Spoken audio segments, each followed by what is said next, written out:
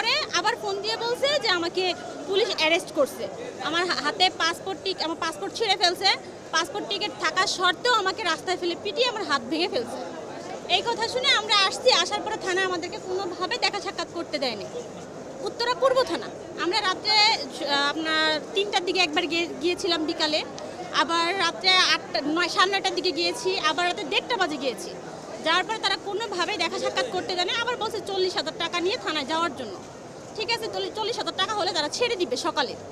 আমরা টাকা নিয়ে থানায় যাওয়া সত্ত্বেও আমাদেরকে কোনোভাবে অ্যালাউ করা হয় নাই। প্লাস আমার শাশুড়িকে, সে তো সঙ্গে এখন এখানে নাই, এমন বাড়ি দিচ্ছে এইখান থেকে এই পর্যন্ত তার একবার জখম হয়ে গেছে পুলিশ। মানে ওই গ্যাঞ্জামের এমন টাইমে আমরা গেছি ওইখানে থানায় যাওয়ার পরে অনেকগুলো স্টুডেন্ট আসছে, স্টুডেন্ট এসে বলছে তাহলে এই লোকটা বিদেশ যাবে, বিদেশ যাত্রী, তাহলে এই লোকটাকে আপনারা ছেড়ে দেন। এই মুহূর্তেই কে বা কারা জানি ইট পাটকেল